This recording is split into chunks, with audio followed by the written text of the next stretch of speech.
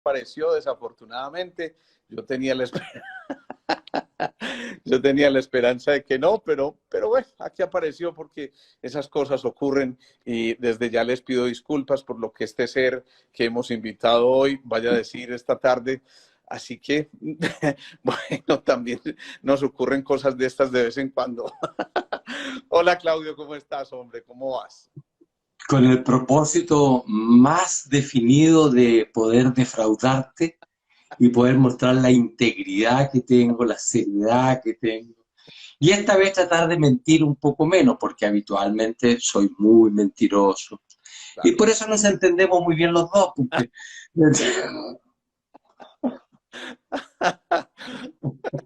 Bueno, ya más o menos intuyendo cómo va a ser esta charla, así que voy a tratar de mantener la compostura con este señor. Es bien difícil, pero bueno, ¿qué se hace? Son las cosas, No, sí, he cambiado mucho, he claro, cambiado mucho. pues, Tengo 68 años, ¿cómo no 68 voy a seguir como un adolescente? qué maravilla, es increíble, es fascinante cómo, bueno, de eso vamos a hablar, sobre la muerte también vamos a hablar. Bueno, sí, la muerte, ¿no? La maravilla de la muerte. Bueno, Bueno, la idea es esa, Alejandro, que podamos hoy día conversar un poquito sobre la muerte, ¿no es cierto? Porque ese es tu pedido, no sé qué caso fue el mío, no sé qué, bueno, pero lo que fuera. bueno, mientras... Y siempre uno cuando habla de la muerte, ¿Sí? se refiere a la muerte. Mira, mira que bien especial Qué maravilla. este comentario. Pero yo quisiera hacer una relación más extensa que solo lo que llamamos muerte como el episodio físico de cese de una existencia. Sí. Entonces, la invitación es, Alejandro, y a través tuyo a tus miles de incautos, perdón, de ingenuos, no, ¿cómo? De seguidores,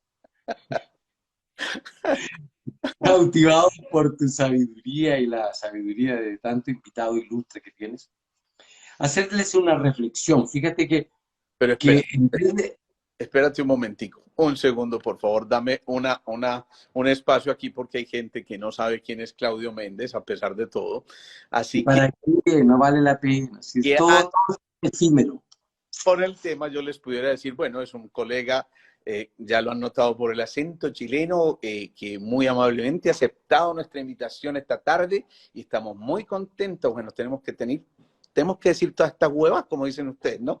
No, la verdad es un colegazo, es un gran amigo, nos conocemos hace ya un buen tiempo, un médico pediatra que además se hizo sintergético y de verdad que es un placer tenerte aquí, Claudio. Tenía que hacerte el saludo formal antes de meternos en el tema, pues, pero bueno, no sé si quieras agregar algo al respecto. No, con eso basta. Total, todo eso que nombra se va a morir en algún momento. Bien. Todo eso es tan efímero, ¿no? Todo eso lo sopla el viento. Wow. Y por apegarnos a veces a ese tipo de cosas hay tanto sufrimiento. El arte de la vida es un arte está entre la danza del apego y del desapego, Es, entre la danza de la vida y de la muerte, de la inhalación y de la exhalación. y es bien interesante, porque de hecho el tema, así lo titulamos, del del buen nacer al bien morir. Y eso ya es casi que una continuidad, ¿no? Eso suena un juego de palabras, pero yo creo que también está inmerso ahí ese manejo del tema, ¿no crees? Creo que es más importante de lo que aún hemos señalado. Fíjate que si yo pusiera aquí las dos manos como que fueran dos puertas, dos compuertas, dos portales, que este es el portal que llamamos nacimiento y este es el que llamamos muerte, y esto que está entre este es el territorio que llamamos la vida, ¿cierto? Y el tema es fundamentalmente hoy día este, el de la muerte. Pero yo creo que este tiene sostén, este portal, si se relaciona con este y si se relaciona con lo que ha ocurrido en toda esta existencia. Una evaluación más profunda de todo este continuum puede probablemente darnos algunas pistas para aquello que es tu invitación y tu intento de aporte a tus amistades, amigos y seguidores de un buen morir. Y fíjate que ahí le quiero hacer reflexionar sobre una circunstancia que es cómo vives tú las primeras experiencias, cómo te marcan las que siguen. Por ejemplo, aquí en Chile, que estamos tan acostumbrados a los temblores, terremotos, maremotos, tsunamis y Alejandro Posada, todos en la misma calidad de desastres. Todas esas circunstancias, cómo vivas el primer terremoto, te marca cómo vas a seguir viviendo los posteriores. Y en general, cualquiera circunstancia como tú la vivas inicialmente, te deja una huella de cómo se van a vivir las posteriores. Entonces, haciendo esa metáfora, cómo yo viví esta entrada es probablemente va a marcar de muy buena manera cómo voy a vivir la salida. Bien. Salida que a lo mejor no es más que una entrada a otro espacio que no estoy viendo en esta trampa de ver solamente lo que es físico. Pero espérate, eso no significa ni mucho menos que si tuvimos no un buen nacer como dijimos, sino que hubo cosas complejas alrededor de todo lo que fue el embarazo, parto y todo lo demás, pero eso no significa que necesariamente por eso de haber vivido esa parte inicial, de ese primer portal del que estás hablando, signifique que ya entonces vayamos en desventaja para poder llegar a un buen morir también, ¿no? Yo creo que nada es 0 ni 100% en la existencia. Nada, uno habla solo de probabilidades.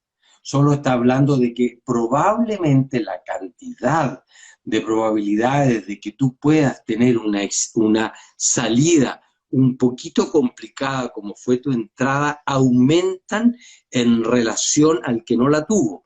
Pero si tú obviamente has trabajado en esto y en este pasar de la existencia has trabajado para desmontar aquellas experiencias, esas sensaciones grabadas en el cuerpo, eso no es un determinismo.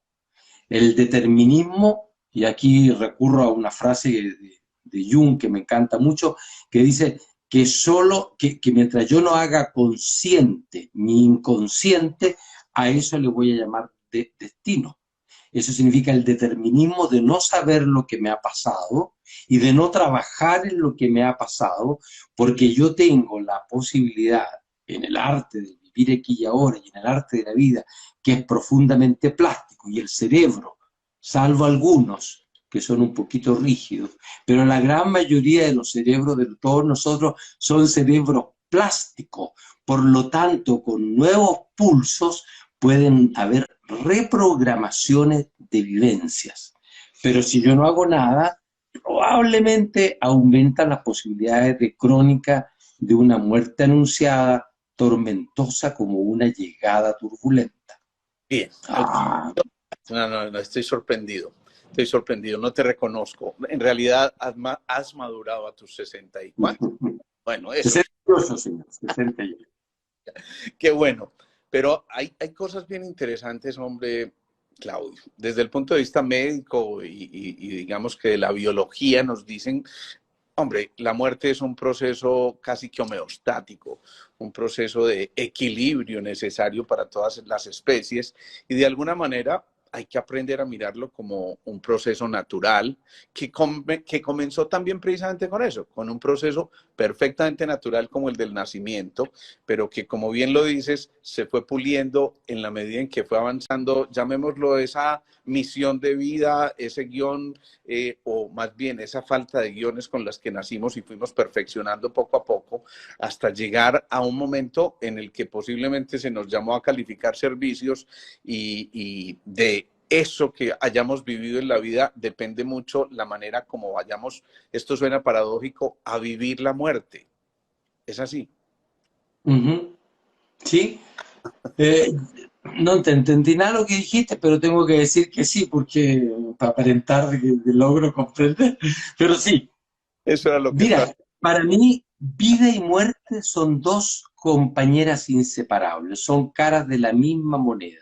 Y toda la biología nos está mostrando cómo tiene armadas estructuras químicas, estructuras celulares que trabajan en lo que llamamos vida generando todos unos elementos que podríamos decir que son en torno al apego, y ahí hay neuromediadores, hay química, hay hormonas, sino qué mejor neuromediador que la testosterona, la oxitocina, los pegamentos que ocurren a nivel bioquímico, la glicoproteína, que hacen que todo se pegue. Pero paralelo a eso y en forma simultánea, hay una maquinaria de muerte que está permitiendo que el proceso cumpla el objetivo de hacer ese camino de maduración, camino de aprendizaje a través de estas dos ruedas que van en paralelo. Cuando una persona nace, la persona muere. Muere a la existencia de la vida intrauterina. Cuando una persona muere, nace a la experiencia de una vida extra vida física. Entonces, vida y muerte son dos compañeras inseparables que en Occidente, a raíz de una serie de elementos culturales, comenzamos a demonizar y asustarnos por lo que llamamos muerte, a diferencia de lo que ocurre a veces en otros lados del planeta, en que hay un acercamiento hacia la muerte muy distinta a nosotros los occidentales. La confusión de la vida en nosotros, de entenderlo solo como un elemento de la materia, hace que probablemente el apego que se hace, por lo tanto, permanente, se transforma en un sufrimiento.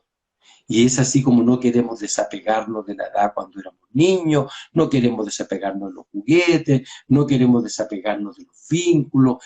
Cuando uno tiene toda esa vida de enormes apegos en la que cada elemento uno no lo deja ir, sino que está ahí adherido como con una ventosa, probablemente, no del total, porque eso es una vivencia muy personal, a lo mejor la muerte también va a tener la misma marca de una agonía arrastrada, pegajosa, porque no dejó ir como se deja ir el agua entre los dedos y uno puede disfrutar esa caída cadenciosa, hermosa, lumínica. Qué bien, wow, no, estás iluminado, realmente estás iluminado, debo reconocerlo. Sí, porque me puse mira, me puse aquí arriba una Claro, lámpara para estar iluminado, entonces recurrí a algunas estrategias. mira qué Lo rico que quería, que ha lo hecho. que quería decir, mi querido Alejo Posada Beut, por tu querida madre, era decirte que lo que quería señalar era que todos los eventos perinatales en lo que haya algún rasgo de sufrimiento entendido como hipoxia, que significa que las neuronas tienen un aporte de oxígeno menor, el cerebro queda marcando, señalando como muerte en eso. Y se graba particularmente en lo que llamamos el tallo cerebral y genera unos circuitos en lo que se conoce como sustancia gris periductal. Búscalo ahí en el Google y anótalo para que después lo busques. Esos son esos son los circuitos del placer, pero también los del dolor. Por lo tanto, yo puedo quedar con estos fenómenos hipóxicos o estos fenómenos de esta naturaleza, el cordón que se me apretó, la madre que a lo mejor estuvo enferma y casi se murió, todas las hemorragias que puede ser son muy masivas, todos esos eventos generan una huella en este cableado periductal que queda como reverberando y ante cualquier noxa vuelve a activarse en torno al miedo otra vez a la muerte. Genera un apego, un sufrimiento y comienzo a vivir una vida de sufrimiento, una vida de dolor. Si no Dicho, trabajo en eso, me voy a la muerte con la misma creencia. dicho de otra manera, la muerte es un proceso de desapego que si se hace desde esa maduración de la conciencia, desde ese elevar los ojos al alma, posiblemente la vamos a poder empezar a mirar con otros ojos distintos. Elizabeth Kubler-Ross ha sido una estudiosa del tema de la muerte, en esto de que la ciencia llama la tanatología, el estar cerca al moribundo y vivir es de cerca ese proceso. Y ella lo describe muy, muy bonito. Ella dice, morir es trasladarse a una casa más bella. Y pone el ejemplo de la mariposa que abandona su capullo para generar un estado completamente diferente de vida. Sin embargo, no podemos decir que no haya un cierto, o un cierto no, un verdadero temor a la muerte en mucha gente, y de hecho muchas cosas que se viven en la vida precisamente de manera paradójica se viven con temor a la muerte. Así que, ¿cómo lograr cambiar ese concepto? Yo escuchaba ayer el relato muy bello de una madre hablándome de su hijo que tenía una congestión en sus mucosas por un cuadro gripal fuerte, y yo le sugerí utilizar un poco de solución salina y en fin para el lavado.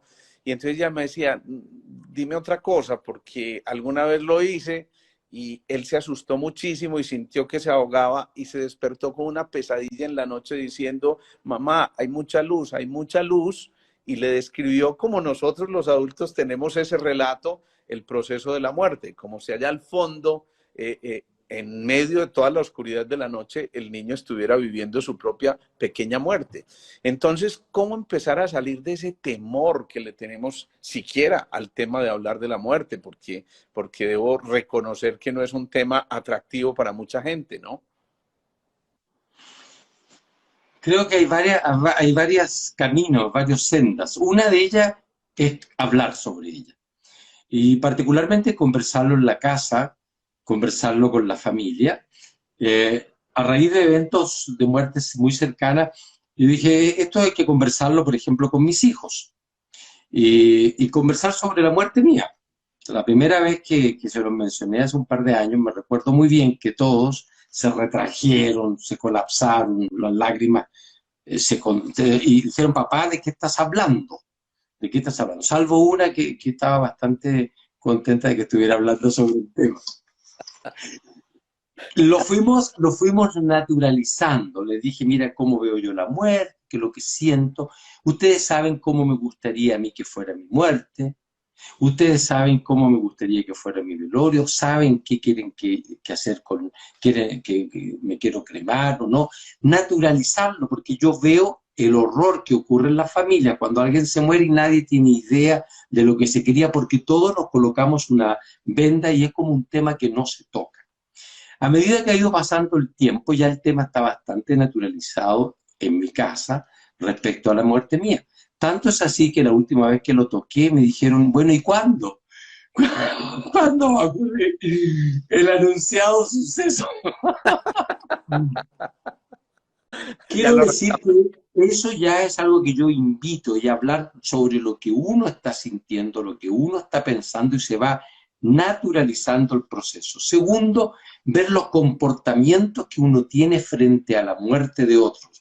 Los hijos y los niños aprenden por las neuronas en espejo. Si yo veo que la familia no habla de la muerte, que se retrae, que se raja, que llora, que es una cosa que es absolutamente desgarradora, aprendo que esa es la manera de vivirla.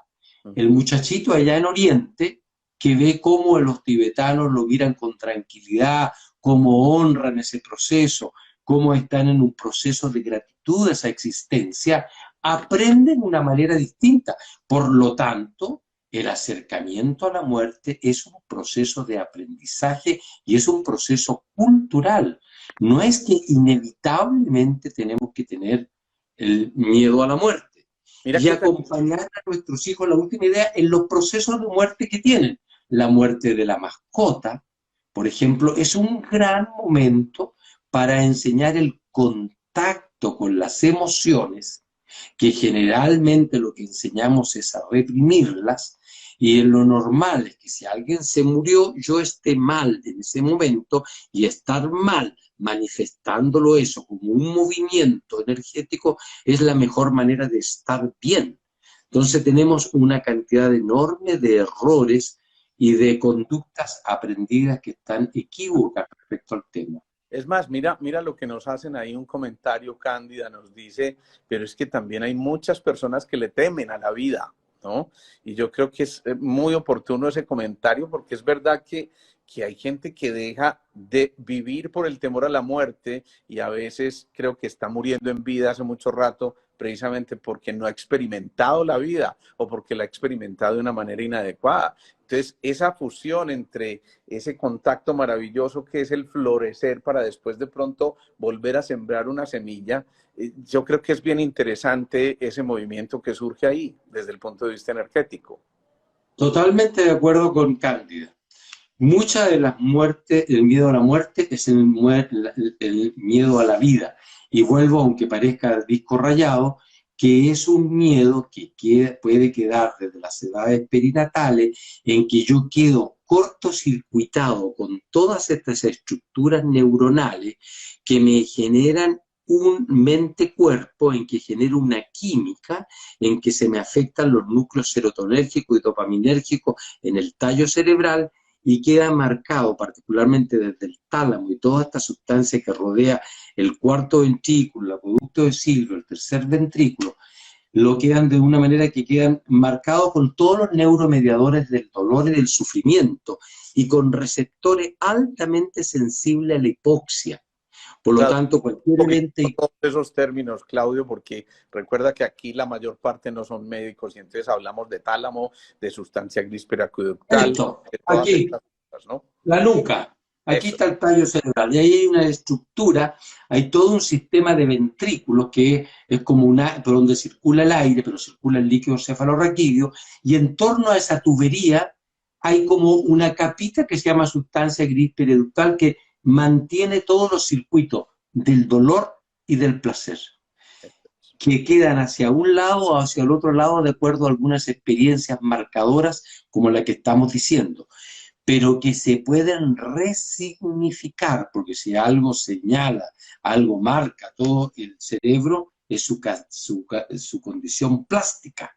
Pero eso requiere tener la claridad, la intención y una metodología de trabajo para en el aquí y ahora, como se dice en un buen presente, borro ese pasado que me deja en un, si no lo hago, en un miedo a la vida, como decía la Cándida. Entonces estoy en un miedo a la vida porque voy a salir y otra vez la vida me va a dar un mordisco, otra vez mi mamá va a desaparecer, otra vez me van a rechazar, otra vez me quisieron abortar, otra vez el cordón me está apretando el cordón de la universidad, el cordón del vínculo con la pareja, y siento que me asfixio.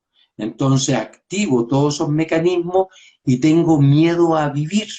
Por lo tanto, quedo preso en eso y tengo miedo también a morir. Quedo paralizado y ni vivo ni muero. Como médicos muchas veces nos toca, digamos que presenciar el suceso de la muerte a lo mejor más cercanamente que muchos otros profesionales. ¿Algún evento especial en una experiencia cercana a la muerte que te haya tocado, no lo digo en lo personal, sino con algún paciente que te haya hecho generar una reflexión muy profunda? Bueno, decir reflexión contigo es difícil, pero digamos que te haya intentado sacudir tus neuronas y te hayas planteado cosas muy profundas a partir de eso con la vivencia cercana a algún paciente. Y después, Sí, por supuesto, te yo cambias. tengo la suerte desde el punto de vista de la medicina en que viví largos años como pediatra y como largos años fui neonatólogo. Entonces, perdón que tanto lo reitere el tema porque tengo una harta experiencia de haber recibido a muchos niños en este planeta, en el lugar donde yo estuve. Por lo tanto, vivo esa experiencia y la vida después me ha trasladado a acompañar a muchos al morir, particularmente incluso también en la edad, en el periodo que era formalmente pediatra, porque dentro de la pediatría yo elegí formarme con la oncología. Y en la oncología es un tipo de patología en que probablemente hay una mayor posibilidad de que el hecho médico pudiera a veces terminar en lo que llamamos muerte física. Entonces, en esa experiencia me tocó porque lo hacía con mucho, aunque parezca esto una banalidad, con mucho gusto, acompañar a los pacientes en todos sus procesos, incluido aquel proceso que llamamos de desencarnar, dejar la carne para recuperar lo leve. Y ahí tengo algunas experiencias que me fueron sumamente marcadoras, en poder ver cómo los niños en su inocencia iban teniendo la claridad del proceso del retiro, y en algunos concretamente, de forma directa, recuerdo cómo me preguntaban si acaso se estaban muriendo. Lo que había momentos en que yo sentía que ahí no estaba frente a una edad cronológica, Alejandro. Ahí estaba frente a una existencia, a un ser que Alma, ¿no? estaba conforme, y por lo tanto yo, si hubiese ahí mentido, habría sido una felonía. Mira, es como en un momento tan trascendente yo hubiese manchado eso con una mentira muy estúpida. Y al contestarles que sí, que lo que yo estaba viendo era que sí se estaban muriendo, la tranquilidad mía y el acompañamiento, yo veía cómo esos niños sonreían muchas veces y suavemente se iban dejando llevar, y lo que los perturbaba era la perturbación del ambiente que los rodea.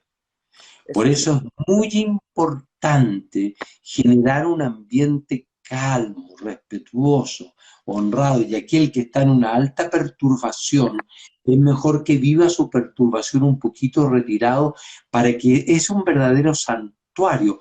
Siempre pienso esta misma idea, que yo vengo entrando, aquí están los seres que me acompañan a que yo llegue, aquí están pediatras, obstetras, matronas, y después en este otro momento, aquí están los que están despidiéndolo, y al otro lado estarán los que tienen que estar.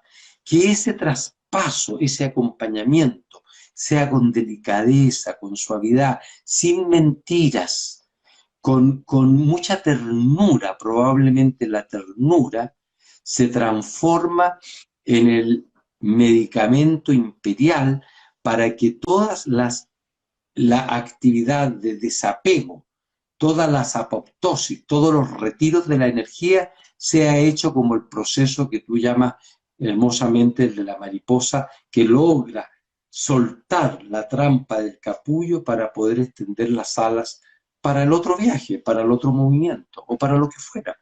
Ok. Mira, alguna vez vivimos una experiencia como médicos muy especial, y digo vivimos porque fuimos varios médicos de nuestras asociaciones médicas de medicinas complementarias. Había un personaje que fue muy cercano a todos los grupos nuestros, y honro hoy su existencia porque nos dejó grandes enseñanzas. Era una mujer preciosa desde el punto de vista físico, pero además excelente ser humano. Fue un ser extraordinariamente bello, pero por esas circunstancias que vivimos en nuestra ciudad hace muchos años, por fortuna, digamos que resultó involucrada con las personas que no debía haberse involucrado, y alguno de ellos se encaprichó y prácticamente la obligó a irse con él, so pena de afectar a su familia y a lo mejor sacrificar a varios miembros de su familia si no estaba con él. Es decir, que desde ahí de alguna forma empezó su muerte, ¿no? Yo dejé de verla como unos 2 años, y a los 2 años aparece con un osteocarcinoma muy severo, pero que le habían dicho que era una necrosis de la cadera. Traducido esto, era un cáncer severísimo de la cadera, casi que tenía 2 caderas en una mujer que había sido preciosa, muy linda, tenía 2 caderas de ese lado derecho.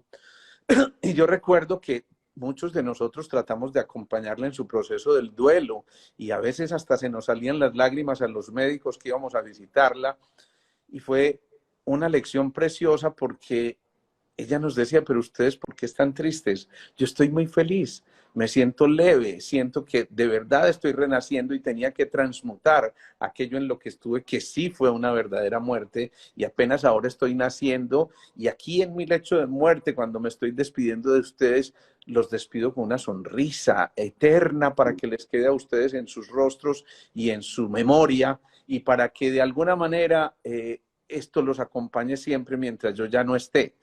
Para mí esa fue una lección de vida tremendamente grande, precisamente desde el proceso de la muerte.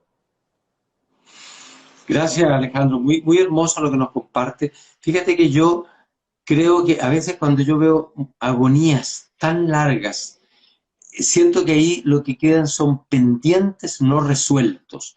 Y cuando en la familia veo esos tironeos que hay, unas cosas tormentosas, es probablemente, y aquí estoy emitiendo un juicio del que me puedo equivocar, es porque no se quedaron al día cosas pendientes que no se solucionaron y a veces hay sentimientos de culpa, no estuve todo el tiempo que quise, etcétera, y yo entro como en una manifestación de un excesivo desgarro para mostrarme a mí mismo cuánto me duele.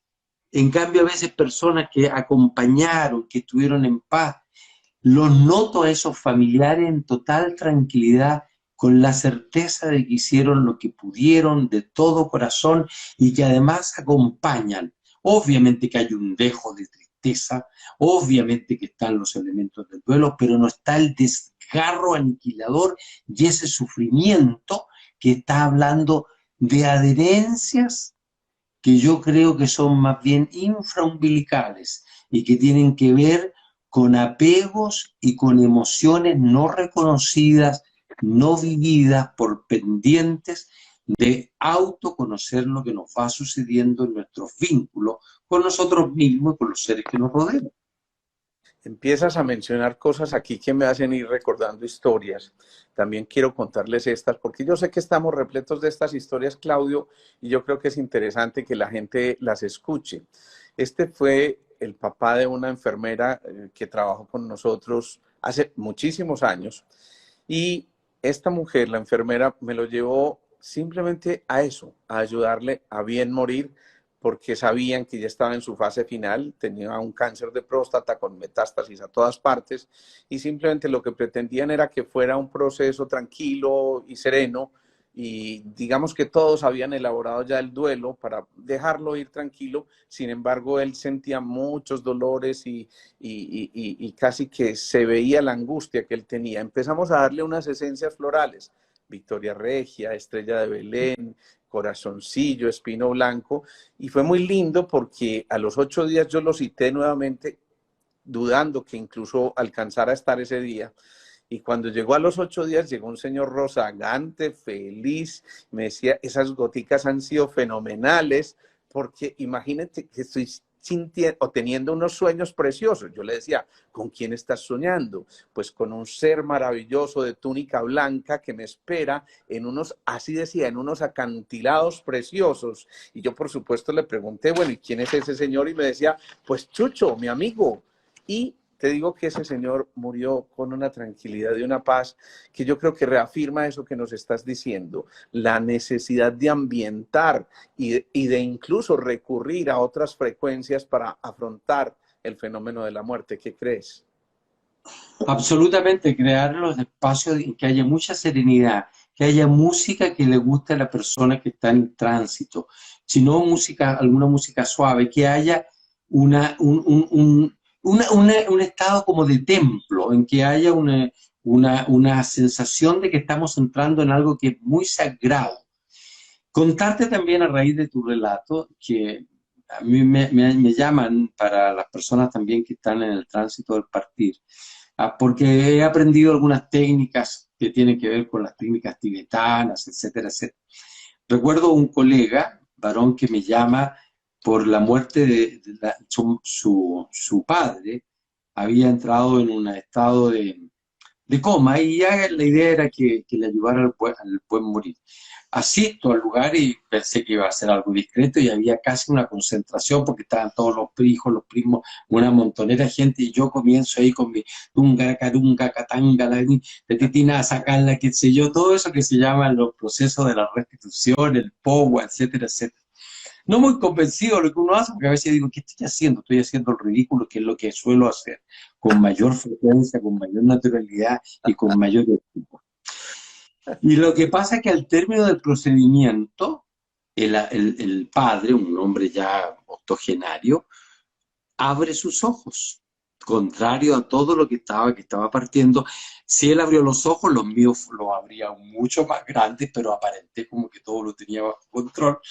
Y después de eso, y él pregunta más o menos qué pasó, qué está pasando. Bueno, resulta que yo trato de retirarme lo más discretamente posible, porque eso lo encontré que había sido una cagada que yo había hecho. El señor vivió como un año y medio más. Y en ese periodo lo que hizo fue reordenar todas las cosas que tenía pendiente, incluida herencia, cosas que no había hablado, etcétera, etcétera, etcétera. Qué Lo que maravilla. me llamó profundamente la atención es que cuando él partió, ahí no me llamaron. Nadie me llamó. ¿Qué dijeron? Quienes estaban esperando la herencia dicen, no, este de pronto nos lo deja mucho más tiempo. Claro, no, no, no, no, hasta ahí llegó. Hasta ahí llegó Bueno, toda la lo volvemos había- broma, pero obviamente es con mucho respeto hablando de estas cosas. Aquí Paula y alguien más nos pregunta, ¿qué pasa con las muertes repentinas o violentas? Solemos decir que quien hace una muerte consciente sale a través de los centros superiores, es decir, ese hilo de vida se desconecta y el hilo de conciencia se desconecta de una manera muy sutil y tranquila, pero que aquellos que mueren de manera violenta o inesperada muchas veces salen a través del plexo solar y de ahí la dificultad de irse y de ahí esto de que muchas personas sigan sintiendo que ese ser sigue presente o que tal vez esté sufriendo en un momento determinado. ¿Qué decir de esto, Claudio? Bueno, lo que tú has dicho, yo fíjate, Alejandro, que trabajo mucho en mi muerte. De verdad que trabajo, no bromeo. Yo cuando estoy en la rarísima vez que luego suelo estar en calma, o sea, nunca, programo mi campo energético como me gustaría la muerte.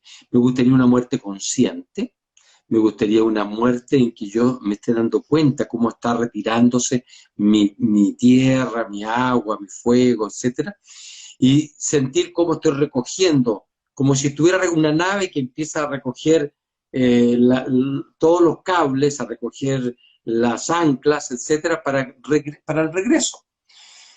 Y ese regreso, cuando se hace en ese proceso que yo he visto a monjes tibetanos morir de esa naturaleza, en que se programan su muerte y mueren en una paz tranquila porque se retira toda la materia que se disuelve, la energía que se transmuta, la información y la conciencia para ascender fundamentalmente saliendo por el séptimo chakra para el regreso hacia los estados vibratorios más altos. Cuando yo no estoy en eso, no estoy preparado y tengo una muerte por asesinato, por, por lo que fuera, una muerte violenta, como que no me, y salgo por donde yo estoy, en mi conciencia. Y la mayoría de nosotros, los seres humanos, cuando nos pillan desprevenidos, nuestra conciencia está debajo del diafragma. Estamos en la rabia, en el enojo, en la ta, ta, ta, ta. Por lo tanto, salgo por ahí. No armo el canal hacia arriba. Y eso es lo que podría ser quedar como lo que se conoce como almas en pena, que andan buscando el camino a casa. Eso es probablemente un profundo acto de servicio, de poder ayudar a esas con energías que quedaron como despabiladas, como que no entendieron qué pasó, para mostrar el camino, y eso es un proceso de restitución. Qué Es que, bonito, Claudio, eso me es que me encanta. acuerdo que también hicimos un grupo aquí en Chile, éramos los Ghostbusters. Antes, estábamos en este proceso de Casa Fantasma, pero no desde el miedo, sino que desde la absoluta compasión de sentir el dolor de esa existencia que queda truncada sin entender lo que pasó y que buscan dónde. Y por lo tanto ahí puede ser que se meten, que joden, que si yo no estoy bien alineado pueden usarme y todas esas cosas que dan lugar a una enorme cantidad de historias que son del terror y que en el fondo son mucha ignorancia y que la entiendo que se Claro. pueda vivir de esa manera.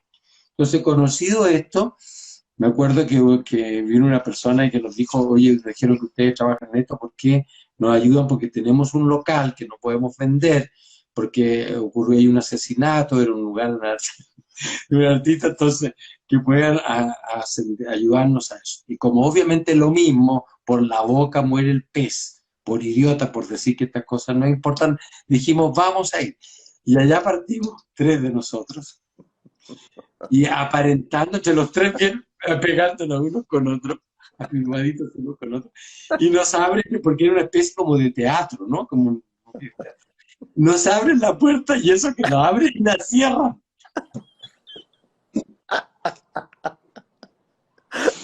Oye, y obviamente yo era supuestamente el más mentado y era más que el más mentado, era el más cagado en ese instante. Pero aparentar, pues aparentar como ya iba firmándonos unos con otros.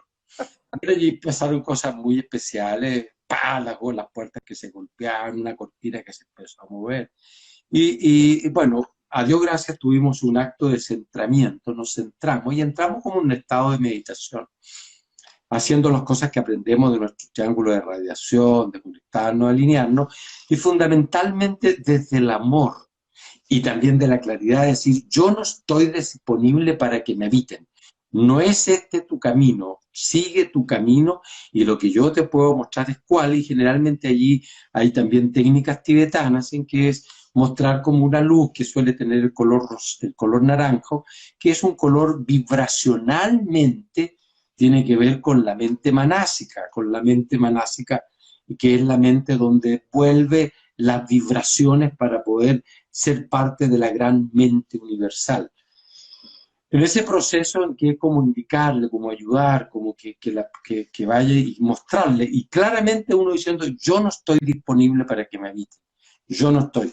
En lo que no hay que estar es, por lo tanto, en un estado de miedo, sino que en un estado de profunda compasión sabia, no estúpida. Es una compasión sabia en la que yo estoy alineado, tengo mi campo energético ordenado de alguna manera y muestro con claridad el camino de regreso para que pueda allí ocurrir ese proceso. Qué bien, qué bonito. Hubo después de eso, Alejandro, un estado de quietud bellísimo, un momento de enorme quietud. Pudimos secarnos la transpiración que corría a raudales por las canaletas del cuerpo. Y bueno, y como unos 6 meses después, 5 meses después, se vendió el local porque obviamente dejaron de existir aquellas cosas, aquellas perturbaciones. Es un arte precioso, es un verdadero servicio planetario ayudar a aquellas llamadas almas en pena. Ese fue el local que tú compraste en Ganga, ¿no? Sí, ese mismo porque el que yo compré anteriormente. Fíjate que en las caravanas, en casi todas las caravanas que nosotros hacemos, lo habitual es que vayamos dentro de los procesos de caravana a los sitios donde han habido muertes violentas, Claro. y de la gente comenta, allí sucede algo, allí pasa, allí están las animitas, etcétera, etcétera. Para hacer procesos en los cuales nos preparamos para ello, para poder también, lo mismo que acabo de señalar, todo eso se puede aprender, pero más importante que aprender técnicas, que es un trabajo personal de alineamiento y de un estado de que, ¿por qué quiero hacer esto? Quiero hacerlo por un genuino espíritu de servicio o quiero hacerlo por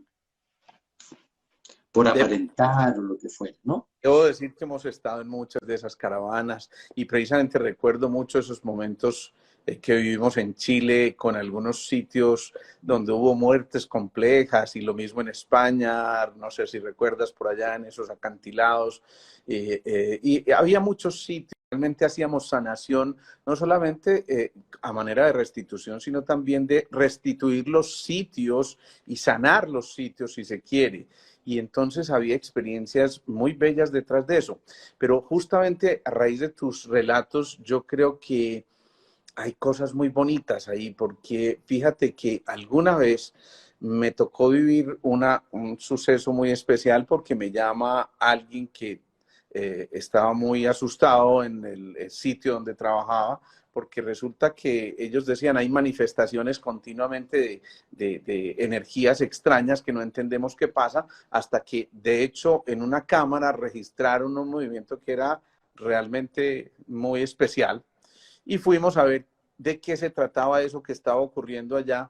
Hicimos una meditación profunda y fue muy curioso porque nos llegó una imagen como de que alguien hubiera fallecido de manera violenta y yo le pregunto a esta persona si sabe si alguien murió allí de manera violenta, me dice no tengo idea, pero se puso a averiguar y resulta que se enteró de que ahí se había suicidado un celador que vivía allí, ¿sí? O que estaba allí pues al frente de esto y sentíamos como si ese ser dijera, mi niña, algo así parecido, digamos que son estados ampliados de conciencia.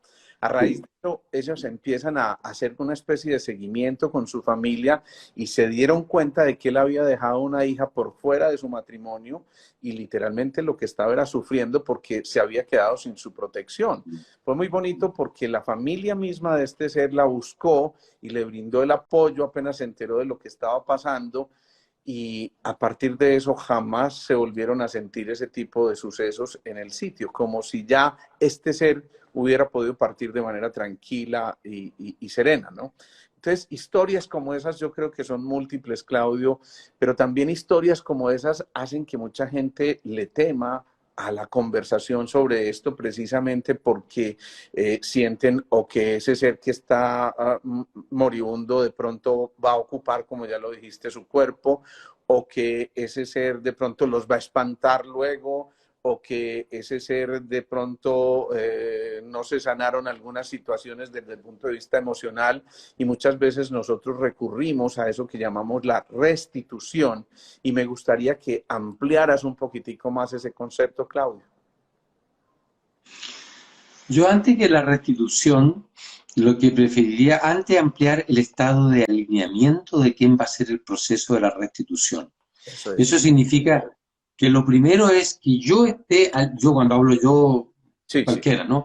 Esté lo suficientemente alineado para que no sea yo desde mi personalidad, porque si lo hago desde mi personalidad probablemente yo me hago muy poroso, porque yo desconectado lo que son mis vibraciones superiores, le dejo que fácilmente en mí se mueva el miedo, y el miedo probablemente abre las compuertas de mi campo energético, donde es fácil que penetren energías en desorden, energías caóticas. Entonces, lo primero es el alineamiento, y eso significa una intención. ¿Por qué voy a hacer esto? ¿Qué ando buscando? La gran clave es la pureza de móvil. Lo que busco, no busco nada para mí, no busco ningún resultado más que el placer de servir y el placer de aprender. Eso que es definitivo, o sea, es un proceso madurativo personal.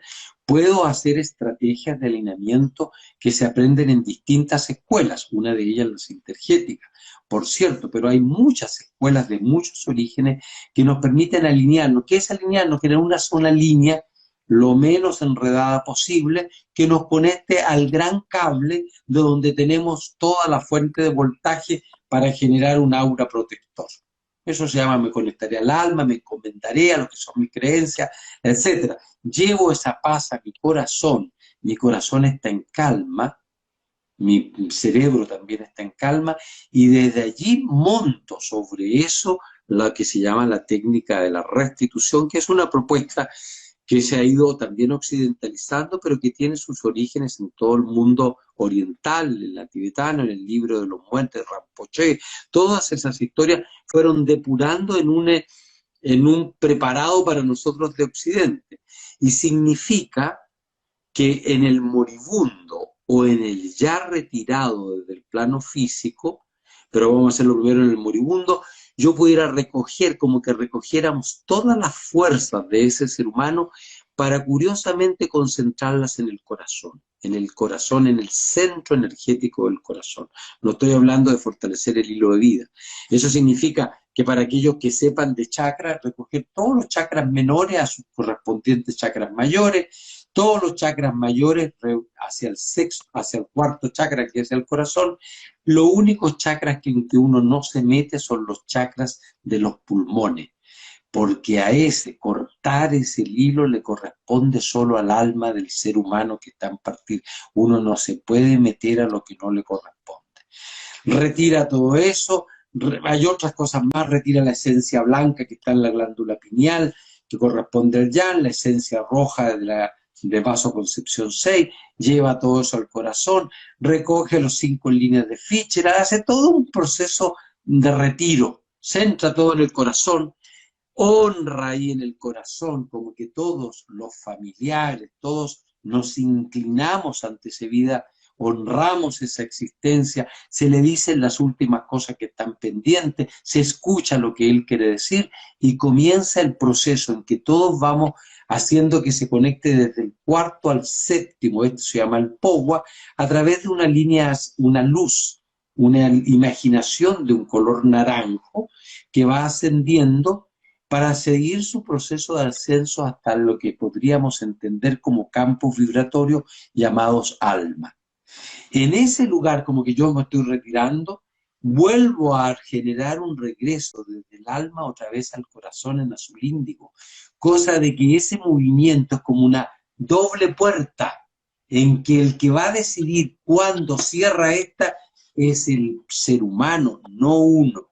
¿Qué fue lo que me pasó con el señor que te conté? Yo Sí. hice, entre otras cosas, esa técnica, dejé todo naranjo, azul índigo, naranjo, azul índigo, y el señor eligió el azul índigo. Bien. Y regresa, se posesiona, ¡fua! Se expande, lo que hace es repartir nuevamente toda su energía por todos los chakras, expande su traje de la línea de Fitzgerald, mete su esencia por todos lados y aquí estoy porque me di cuenta, estando en ese nivel de conciencia, que tengo cosas pendientes que quiero resolver antes de la partida definitiva. Qué bonito, qué A bonito. esto le llamamos. Claudio, se nos va acabando el tiempo y tengo muchas preguntas, entonces necesito respuestas cortas para estas cosas que te voy a preguntar. Ya. Lo primero, transmitirte la pregunta de alguien que nos está diciendo, ¿y qué pasa con aquellos que se quieren hacer la eutanasia? ¿Están realmente preparados para la muerte? ¿Qué piensas tú así brevemente? Brevemente, depende de cada ser humano. Yo creo y conozco personas que se han hecho eutanasia y los he acompañado en su proceso, algunos, no aquí en Chile, y sí, están preparados, lo hacen con plena conciencia y he observado retiros y muertes realmente que me han impactado profundamente por lo delicado y profundo. ¿Qué opinas tú de la reencarnación? ¿Hay esa reencarnación? Esas son creencias, por lo tanto aquí nos podemos armar y qué sé yo.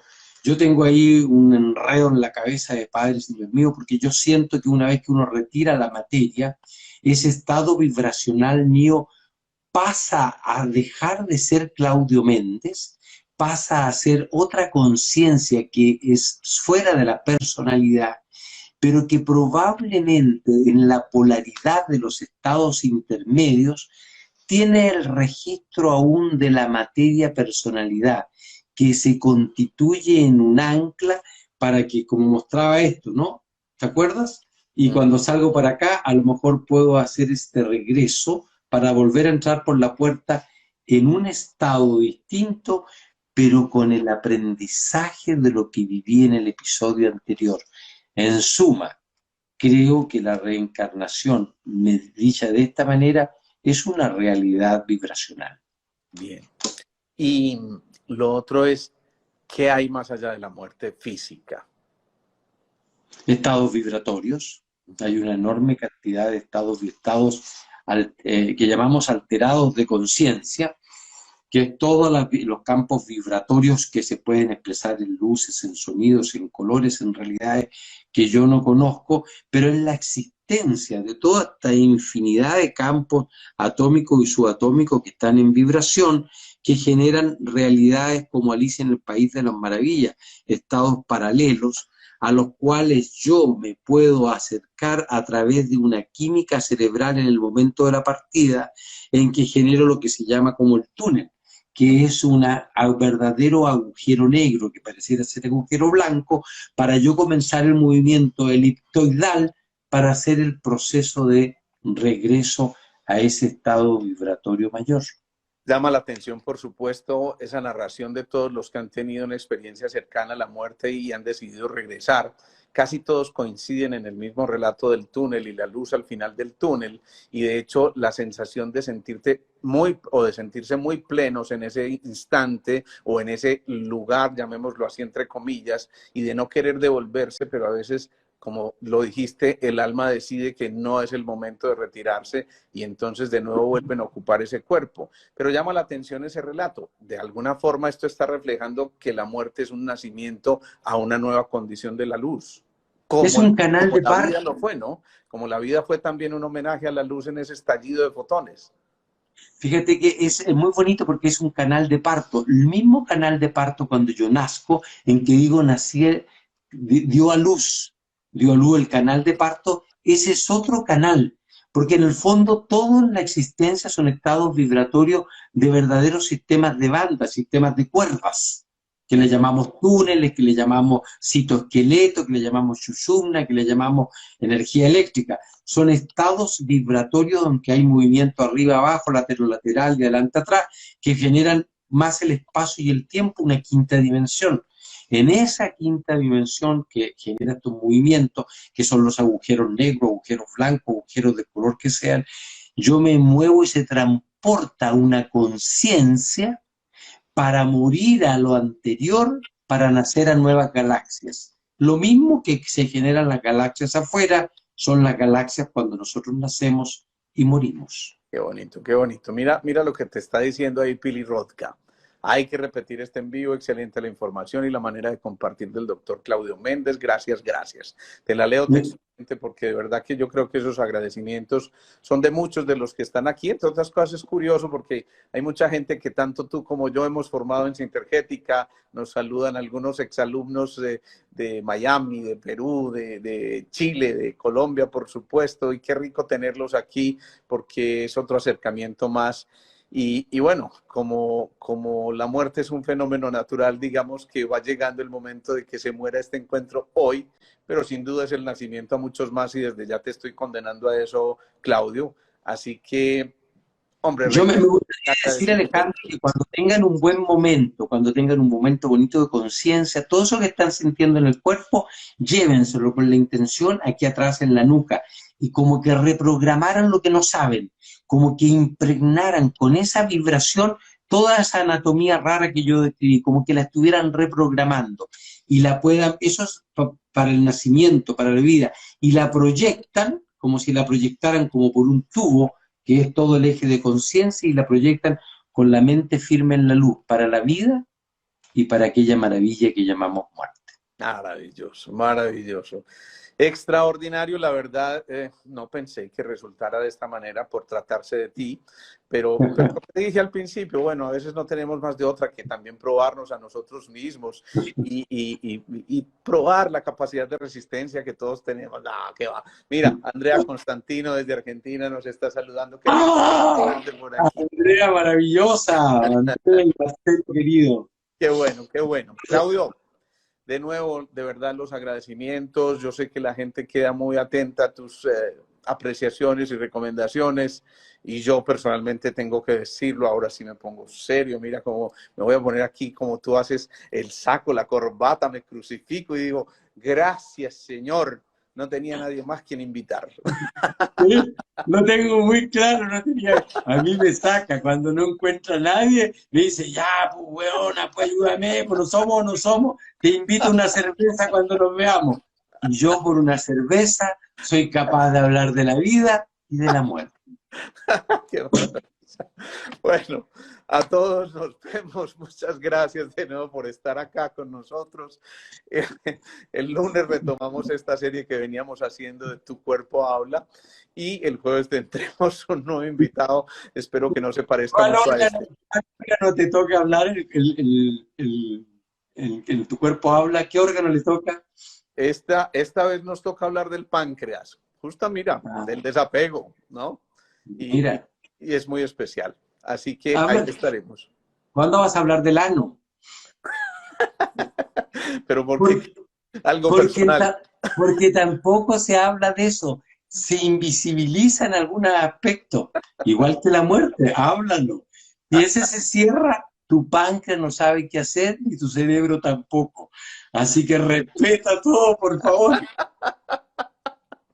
No, mejor me despido porque si no, esto termina mal. Chao, chao. Feliz noche a todos. Chao.